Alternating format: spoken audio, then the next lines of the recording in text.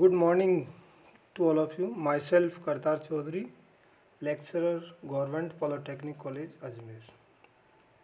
Today I start e-lecture on definitions of amplitude modulation, frequency modulation and phase modulation.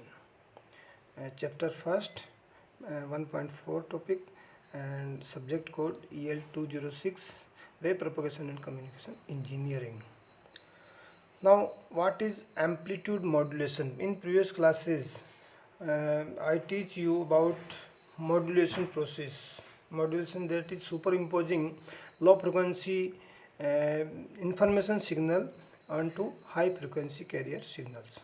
Now, amplitude modulation, or short में AM, it is the process of superimposing message signal or information signal, low frequency baseband signal on high frequency carrier signal such that the amplitude of carrier is changed according to instantaneous value of message signal while frequency and phase of carrier remain constant, and the condition is again as it is, that is message signal या फिर baseband signal या information signal, इसकी कोई भी property change नहीं होगी, क्योंकि अगर मैसेज सिग्नल की प्रॉपर्टी चेंज हो जाएगी तो रिसीविंग एंड पे इसको रिसीव नहीं किया जा पाएगा। तो किसी भी मॉड्यूलेशन में, चाहे एम्पलीट्यूड मॉड्यूलेशन हो, फ्रीक्वेंसी हो या फेज मॉड्यूलेशन हो, message signal as it is रहता है, उसकी कोई प्रॉपर्टी वेरी नहीं होती है। हाँ, मैसेज सिग्नल या इंफॉर्मेशन सिग्नल जिसको एम्प्टी नोटेशन देते हो, इसके अकॉर्डिंग कैरियर सिग्नल की प्रॉपर्टीज या पैरामीटर वेरी करता है। Instantaneous value of message signal के अकॉर्डिंग कैरियर सिग्नल का इंस्टेंटेनियस प्रॉपर्टी या पैरामीटर चेंज होता है। जैसे कि एम्पलीट्यूड मॉड्यूलेशन के केस में कैरियर का एम्पलीट्यूड वेरी करता है मैसेज सिग्नल के इंस्टेंटेनियस एम्पलीट्यूड के according. So suppose here see on the screen, MT is the message signal या information signal या baseband signal and CT is the carrier signal. Here the value of CT algebraic representation बताया है equation form में, CT equals to AC cos 2 pi FCT.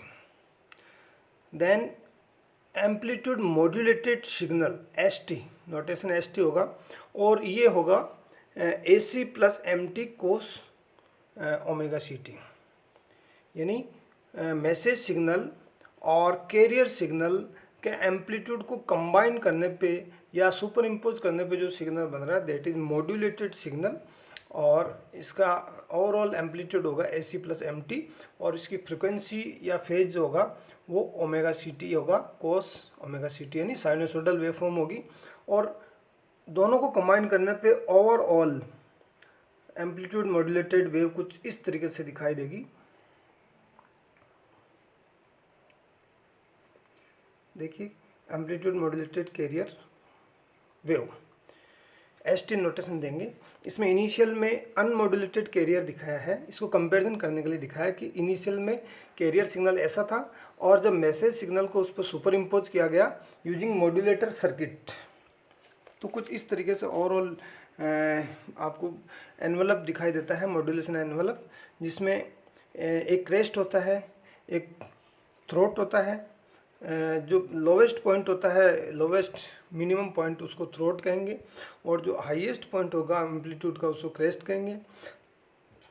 और amplitude modulated waveform कुछ इस तरीके से दिखाई देगी, और आगे जब इसका चैप्टर स्टार्ट होगा तो इसका डेरिवेशन भी करेंगे। Now we come the advantage and disadvantage of amplitude modulation.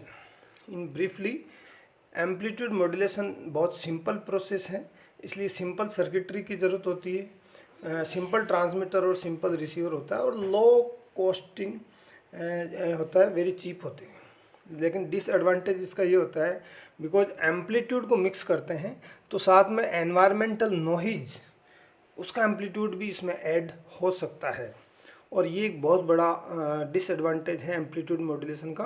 Advantage ये है कि ये कहीं भी जनरेट, कैसे भी जनरेट किया जा सकता है, बहुत सिंपल सर्किटरी होती है, ट्रांसमीटर और रिसीवर की। लेकिन डिसएडवांटेज ये है कि बिकॉज कैरियर का एम्पलीट्यूड वेरी कर रहा है मैसेज सिग्नल के अकॉर्डिंग, तो दूसरा जो एनवायरमेंटल नॉइज है वो भी उस पर सुपर इम्पोज हो सकता है और उसकी वजह से आपका सिग्नल डिस्ट्रॉय हो सकता है। तो इस चीज़ को रिमूव करने के लिए नेक्स्ट जो मॉड्यूलेशन प्रोसेस है वो है फ्रीक्वेंसी मॉड्यूलेशन। फ्रीक्वेंसी मॉड्यूलेशन में ये देखिए मैसेज सिग्नल, फिर कैरियर सिग्नल, और ये एक क्लियर वेवफॉर्म दिखाई है एम्पलीट्यूड मॉड्यूलेशन की। और नाउ स्टार्ट करते हैं फ्रीक्वेंसी मॉड्यूलेशन। फ्रीक्वेंसी मॉड्यूलेशन में ये मैसेज सिग्नल, जिसको इन्फॉर्मेशन सिग्नल भी कहते हैं और बेस बैंड सिग्नल भी कहते हैं, फिर कैरियर सिग्नल एक बिल्कुल कंटिन्यूस कैरियर वेव होगी हाई फ्रिक्वेंसी की। और जब दोनों को सुपर इम्पोज करते हैं, लेकिन अब की बार कंडीशंस चेंज है। कंडीशन ये है कि मैसेज सिग्नल के अकॉर्डिंग कैरियर सिग्नल की फ्रिक्वेंसी चेंज होती है। देखिए साफ साफ लिखा, process of varying in the instantaneous frequency of carrier signal according with instantaneous amplitude of message signal.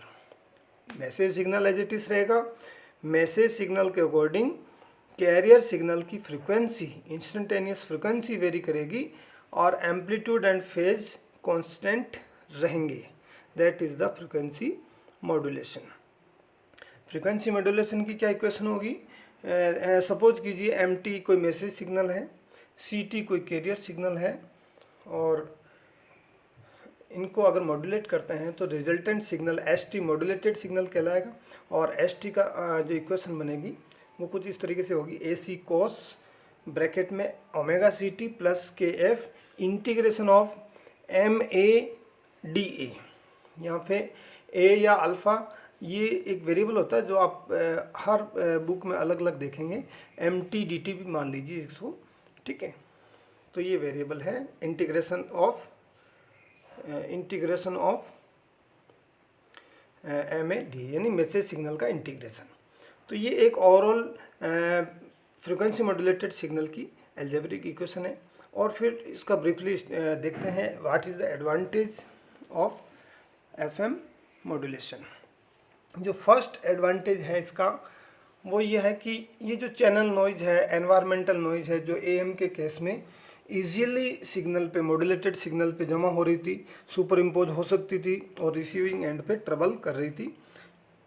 अब बिकॉज इन्फॉर्मेशन आप एम्पलीट्यूड के केस में नहीं भेज के फ्रिक्वेंसी के केस में भेज रहे हो, तो यहाँ पे इतना आसान नहीं है कि नॉइज, चैनल नॉइज या एनवायरमेंटल नॉइज इस पर जमा हो सके। यानी ये जो एनवायरमेंटल नॉइज है इससे रिमूव करता है, सिग्नल का डिटेक्शन आसान हो जाता है। लेकिन इसकी डिसएडवांटेज क्या होगी? वही सेम, अगर सर्किटरी बढ़ाते हो सर्किटरी कॉम्प्लिकेटेड हो जाती है। एएम का circuit, am generator, am demodulator, इनका सर्किट इजी था और इनका सर्किट काफ़ी कॉम्प्लिकेटेड हो जाता है उसके रेस्पेक्ट में। Now the next modulation process is phase modulation. Diagram में देखिए यहाँ पे मॉड्यूलेटर सर्किट दिखाया गया है, कुछ इस तरीके से ब्लॉक डायग्राम दिखाया है जहाँ पे दो इनपुट्स हैं, इंफॉर्मेशन सिग्नल जो कि एनालॉग और डिजिटल नेचर का हो सकता है, कैरियर सिग्नल जो यहाँ पे कंटिन्यूस नेचर का है बिकॉज आप एनालॉग मॉड्यूलेशन की स्टडी कर रहे हैं, और रिजल्टेंट सिग्नल मॉड्यूलेटेड सिग्नल कहलाएगा। और ये जो ब्लॉक है, ये ब्लॉक हर कॉम्बिनेशन के अकॉर्डिंग इनका इंटरनल सर्किटरी वेरी करेगा, चेंज होगा। यानी एम्पलीट्यूड मॉड्यूलेशन का सर्किट कुछ अलग होगा, फ्रिक्वेंसी मॉड्यूलेशन के लिए सर्किट अलग होगा, फेज मॉड्यूलेशन के लिए थोड़ा सा सर्किट अलग होगा। तो तीसरा जो डेफिनेशन चल रही है फेज मॉड्यूलेशन। फेज मॉड्यूलेशन की वेवफॉर्म कुछ इस तरीके से दिखाई देगी, यानी फ्रिक्वेंसी और फेज मॉड्यूलेशन की वेवफॉर्म एक जैसी होती है, बस फर्क होता है फेज का। यहाँ पे देखिए नंबर ऑफ साइकिल्स जो एफएम में पास पास आ रहे हैं, वही नंबर ऑफ साइकिल्स कुछ दूरी पे शिफ्ट हो गए। तो ये और ये जो फेज का जो चेंजेज आ रहा है फ्रीक्वेंसी और फेज में, यही फ़र्क है फ्रीक्वेंसी एफएम में और पीएम में। यानी पीएम में कैरियर सिग्नल का फेज एंगल्स वेरी करता है मॉड्यूलेटिंग सिग्नल के एम्पलीट्यूड के according, while the frequency and amplitude of carrier wave remain constant. That is इसमें फेज एंगल वेरी करता है, फ्रीक्वेंसी और एम्पलीट्यूड कांस्टेंट रहता है, जैसे कि प्रीवियस केस में अलग अलग वेरी कर रहे थे। तो दिखने में CRO दिखने में दोनों वेवफॉर्म एक जैसी दिखती है, लेकिन दोनों को साइमल्टेनियसली कंपेयर करें तो पता लगता है कि फेज चेंज हो रहा है, यानी फेज मॉड्यूलेशन हो रहा है। और फेज मॉड्यूलेशन के लिए ये इक्वेशन होगी ST=AC cos ωct plus KPMT। यहाँ KP कांस्टेंट है, AC हर इक्वेशन में AC आ रहा है, ये कैरियर वेव का पीक एम्पलीट्यूड है, और WC जो आ रहा है वो एंगुलर फ्रिक्वेंसी है जिसकी वैल्यू 2πfc होता है, MT मैसेज सिग्नल होता है, ST मॉड्यूलेटेड सिग्नल होता है, इस तरीके से। और MI मॉड्यूलेशन इंडेक्स एक वर्ड जो AM में भी आता है, FM में भी आता है और PM में भी आता है। What is modulation index? देखिए, change in the modulated variable in accordance with its unmodulated variable. जो पैरामीटर वेरी कर रहा है कैरियर वेवफॉर्म का, वो अनमॉड्यूलेटेड वेरिएबल के रेस्पेक्ट में कितना चेंज हो रहा है, that is the modulation index. Here the in case of phase modulation, MI will be equal to del theta, और theta represent the peak phase difference. Circuit से देख सकते हैं फेज कैसे चेंज हो रही है, ये थीटा है, phase difference in phase modulation. तो इस तरीके से फेज का डिफरेंस है वो मॉड्यूलेशन इंडेक्स कहलाएगी। तो आज देखा अपने definitions and basics of amplitude modulation, frequency modulation and phase modulation. Thank you.